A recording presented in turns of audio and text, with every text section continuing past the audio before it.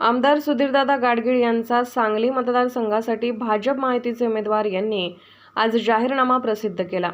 सांगली ही चांगली कशी राहील त्यासाठी आपण प्रयत्न करणार। रस्ते, ड्रेनेज, क्रीडांगण मला जनतेने 10 वर्ष निवडून दिले। यावेळेस जनतेने मला साथ द्यावी। माझी हॅट्रिक नक्की होणार। यावेळेस मनसेचे तानाजी सावंत यांनी भाजपला पाठिंबा दिला।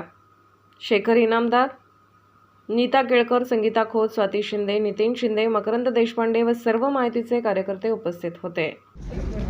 या 2024 विधानसभा निवडणुकीसाठी उभा आहे आणि सर्व महायुतीचे प्रमुख नेते आज याच्याकडे उपस्थित आहेत। आत्ताच मनसेने त्यांचा जाहीर पाठिंबा मला दिलेला आहे। मी सर्वांची खूप आभारी आहे आणि येत्या 5 वर्षामध्ये मी माझ्या मतदारसंघामध्ये काय गोष्टी करायच्या नियोजन केले आहे त्याचा उहापोह सगळ्या माझ्या घोषणापत्रामध्ये आहे। सर्वप्रथम मी भारतीय जनता पक्ष महायुतीवर मनपूर्वक प्रेम करणाऱ्या सर्व मतदार बांधवांनो, सांगली विधानसभा मतदारसंघाचे गेली 10 वर्षे महाराष्ट्र विधिमंडळात प्रतिनिधित्व करण्याची भारतीय जनता पक्ष महायुती तसेच मतदारसंघाची जनतेने मला संधी दिली। मी राजकारणी व्यक्ती नाही, सत्ताकारण माझा पिंड नाही। जमेल तेवढी लोकांची सेवा करणे आणि सांगली शहर तसेच मतदारसंघाचे भले करणे एवढाच माझा उद्देश होता।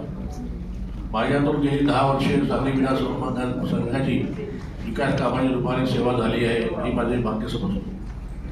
गेल्या 10 वर्षामध्ये सांगली विधानसभा मतदारसंघात जवळजवळ 4000 कोटीचा विकास निधी आणून मी केंद्रीय भारतीय जनता पक्ष NDA सरकार, माननीय पंतप्रधान नरेंद्रजी मोदी, माननीय गृहमंत्री अमित शहा, महाराष्ट्राचे मुख्यमंत्री एकनाथजी शिंदे, उपमुख्यमंत्री देवेंद्रजी फडणवीस, मुख्यमंत्री अजितदादा या सगळ्यांचा मुख्य पाठिंब्यामुळे मला सांगली विधानसभा मतदारसंघात रस्ते, पूल, नाट्यगृह, ड्रेनेज व्यवस्था, आरोग्य सुविधा, सांगलीतील सिव्हिल हॉस्पिटलचा कायापालट, सांगली पेठ रस्त्याचे 860 कोटी रुपयांचा निधी, तसेच सांगली कोल्हापूर रस्त्याचे रुंदीकरण अशी अनेक कामे मार्गी लावता आली। याबद्दल मी आपल्या सर्वांचा मनपूर्वक आभार मानतो।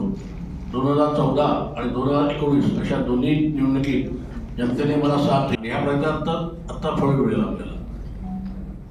तुम्ही मौनी आमदार आहे असा सातत्याने आरोप होते विरोधकांकडून। तुम्ही विधानसभेत आवाज उठवला नाही, एक तास तुम्ही शून्य प्रश्न विचारले असा सातत्याने आरोप होते तुमच्यावर। काय उत्तर आहे यावर? प्रश्न विचारले म्हणजे समस्या सुटतात हे नाही। आपल्या एका पत्रावर जर का आपली समस्या सुटत असेल तर प्रश्न विचार आणि काय आहे, सत्ता पक्षाचा आमदार प्रश्न विचारत नाही, विरोधी पक्षाचे विचारतात।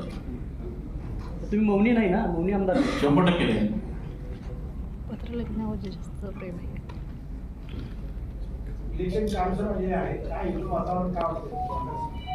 वातावरण खूप चांगलं आहे। सगळी महायुती बरोबर एकत्र काम करते आहे। पक्की एवढा पक्ष उमेदवार भाजपनं उभा केला चर्चा आरोप कोणी काही करू शकतं, त्याला आपण काही बंधन घालू शकत नाही।